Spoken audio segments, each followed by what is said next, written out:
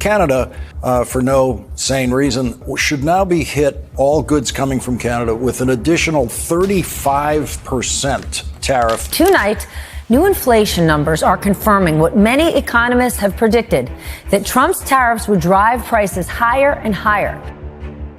According to the U.S. Department of Agriculture, food prices in the Midwest have surged 7.3% over just the past 2 weeks, marking the fastest jump since the pandemic.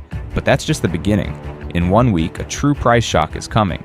This time, Canadian Prime Minister Mark Carney has officially ended all concessions. President Trump has made it clear, starting August 1st, all Canadian goods will face a 35% tariff.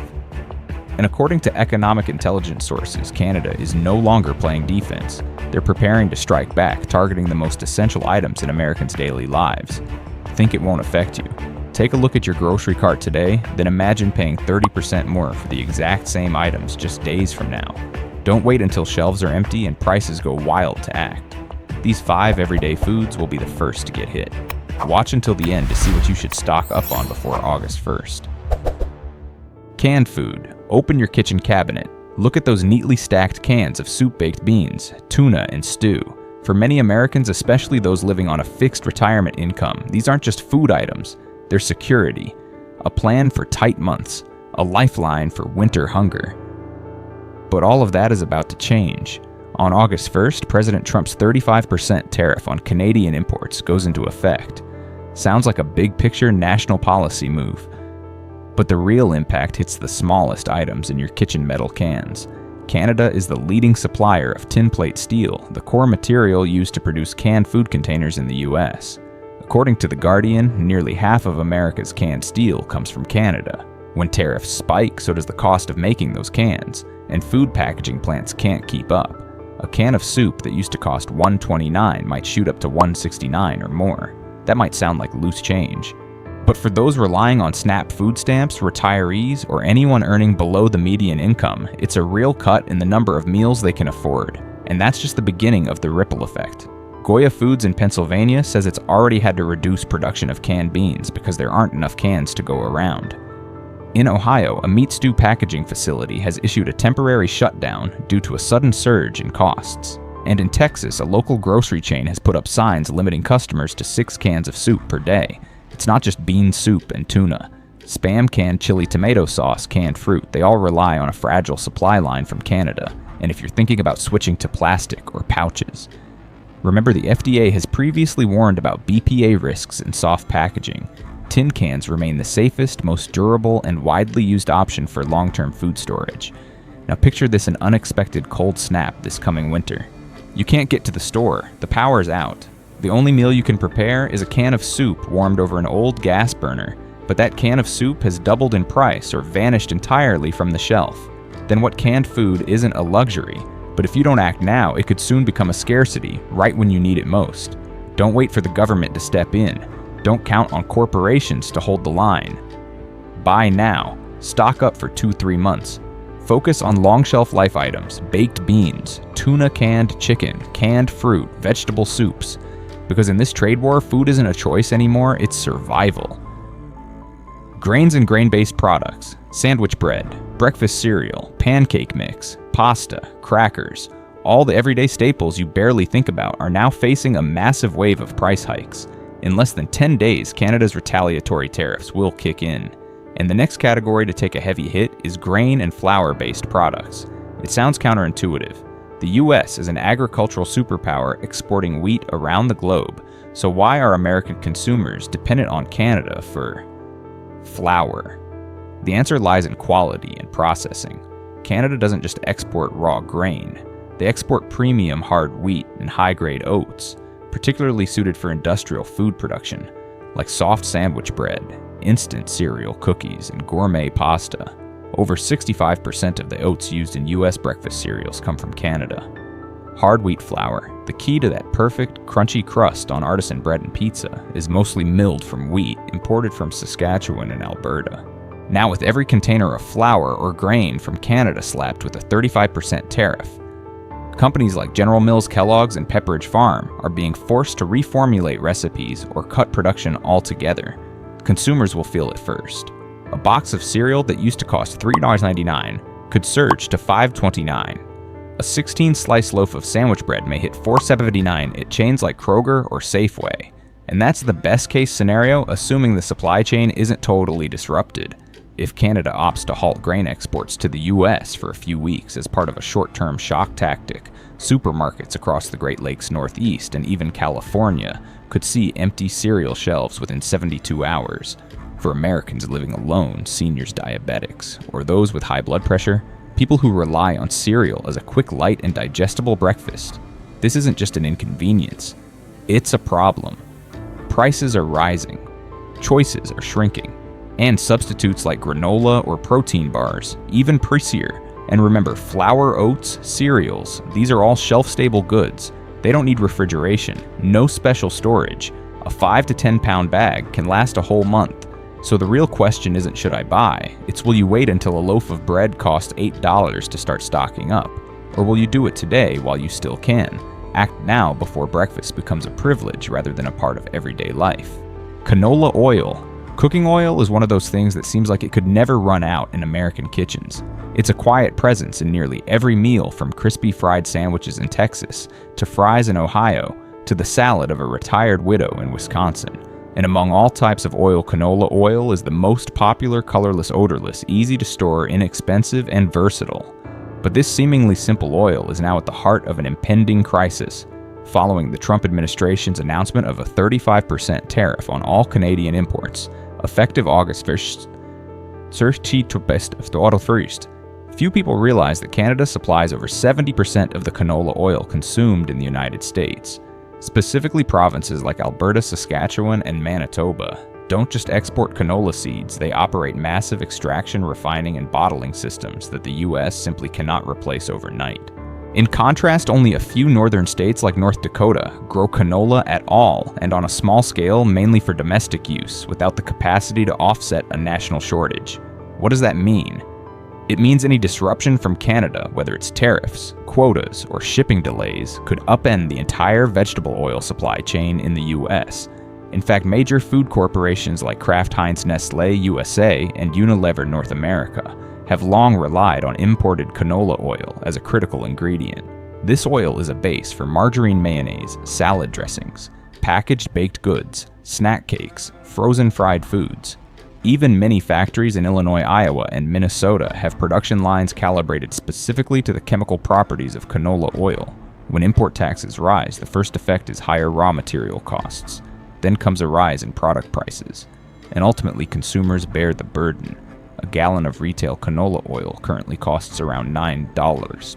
With a 35% tariff added to logistics and retail markups, that number could easily reach $13 In poorer rural areas or small-town grocery stores where competition is limited, the price may be even higher. This isn't just a budgeting issue, it's a trust issue. A 65-year-old homemaker in Missouri can't understand why the oil she's used for 2 decades suddenly became expensive and hard to find.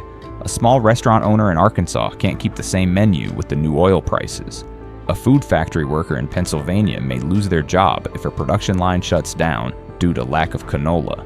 This is what happens when national economic policy collides directly with the working and middle class, not through bankruptcies or bank collapses, but when a familiar item quietly becomes a luxury. And there's another risk less talked about. If Canada, with Prime Minister Carney's firm stance, chooses to tighten the canola valve, it won't just mean higher prices. It could mean no supply at all in some states. Places like Nevada, Wyoming, or parts of Appalachia where large distribution chains are scarce would be the first to feel the shortage. None of this is meant to cause panic. It's simply a truth drawing nearer by the day. If you still see canola oil on the shelves today, ask yourself, how much will I need over the next 3 months, and what will it cost me if I wait just 1 more week? Pork. If there's one thing that symbolizes abundance while also defining American culinary identity, it's pork. The sizzling bacon at breakfast, the hot sausage at lunch, the canned meat tucked away in a pantry drawer. These are images deeply woven into daily life. But in the coming weeks, those images may start to disappear. Not because American tastes are changing, but because a trade blow has turned pork into a high-risk commodity. Yes, the US produces a lot of pork, but not enough to sustain the cheap, stable supply chain American consumers have come to depend on. And Canada knows that. They don't have to shut off the supply entirely. a small tweak in export volumes is enough to send shockwaves through the U.S. market. About 30% of all processed and frozen pork in America comes from Canada, primarily from the provinces of Manitoba and Quebec. That includes bacon pork, shoulder canned ham, vacuum-sealed sausages, the kinds of products that require machinery, skilled labor, and a logistical backbone many U.S. states don't have on their own. The real value isn't in raw pork, it's in the ability to process and deliver it reliably week after week without disruption. The Trump administration may believe that a 35% tariff will force American companies to stand on their own. But in the meat industry, the cold chain slaughterhouse throughput and federal distribution networks can't be rebuilt in 3 to 6 months, and the first to pay the price will be everyday consumers. Right now, a 12-ounce pack of bacon costs around $5.49. If Canada cuts exports in just a month, that price could shoot past $7.99, and with temporary shortages, chains like Kroger and Albertsons may start limiting purchases to 1 to 2 packs per customer. In Iowa, a state once dubbed the pork capital, many small farmers have sold off young pigs in a hurry, unable to afford rising feed costs when sale prices no longer cover expenses. Meanwhile, in densely populated states like Florida, New York, and California, where local pork production is minimal, many elderly residents have already started reducing meat portions at weekend meals. The government isn't subsidizing, supermarkets aren't discounting, and consumers are left on their own, caught in the crossfire of a war they never chose. Pork is no longer the working class staple it once was. It's slowly slipping out of reach, not because it's running out, but because it's being repriced by unfamiliar hands beyond the border. If you still see canned ham, shelf-stable sausages, or frozen pork under $5, buy it now. Not because you need it today, but because in a few weeks you might not have the choice. Maple syrup. Some things in life aren't essential for survival, but their absence signals that we're starting to lose control. Maple syrup is one of those things. No one consumes maple syrup every day, but it's part of American food culture, from the breakfast tables of working-class families in Vermont to the Sunday night desserts of Minnesota. It evokes warmth, tradition, and a sense of stability, things Americans over 55 once saw as unshakable. But now even an 8 bottle of syrup is about to get pulled into an economic and political whirlwind they can't control. Canada currently supplies over 70% of the world's maple syrup, and much of it goes directly to the U.S. through border states like Vermont, New Hampshire, and New York. It's a highly specialized industry relying on deep winter climates, artisanal methods, and strict cold chain storage. The U.S. can't just switch to domestic production overnight, and that's precisely the critical weak point at this moment. On August 1st, if the U.S. tariff policy of 35% takes effect, Canada will strike back, and at the top of its retaliatory tariff list, maple syrup. Not because it's economically significant, but because it's a powerful symbol. Canadian Prime Minister Mark Carney wants to send a clear message if the Trump administration targets Canada's national symbols. Canada will do the same to something equally symbolic, America's sweetness and sense of trust. When symbols get taxed, consumer sentiment collapses long before their wallets run dry. Right now, a 250 milliliters, about 8 O's bottle of pure maple syrup sells for $6 to $8 at Walmart. If Canada imposes tariffs and restricts exports, that price could soar to $13, $15, or even higher for premium organic varieties. Organic grocery chains like Trader Joe's and Whole Foods have already begun scaling back imports of Canadian syrup, replacing them with diluted, lower quality alternatives.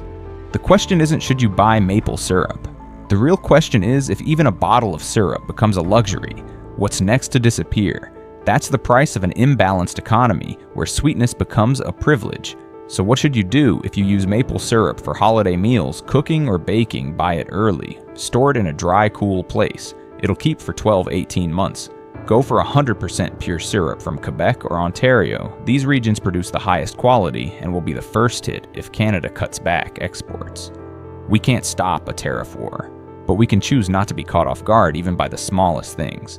The tariff war between the US and Canada isn't just a matter for politicians or big corporations. It's seeping into every meal, every grocery basket, every daily habit of millions of Americans, especially older adults, those living on a budget, and anyone who's grown used to stability.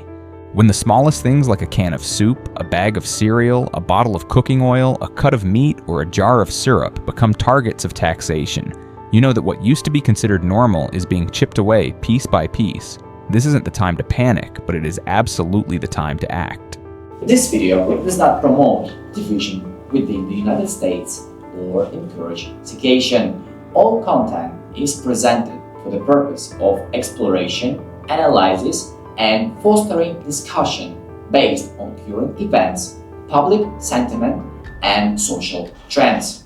We fully respect the United States Constitution and all federal regulations. If today's analysis made you think, drop a comment so we can keep the conversations going. And don't forget to like, subscribe, and hit the bell so you will never miss our next independent deep dive.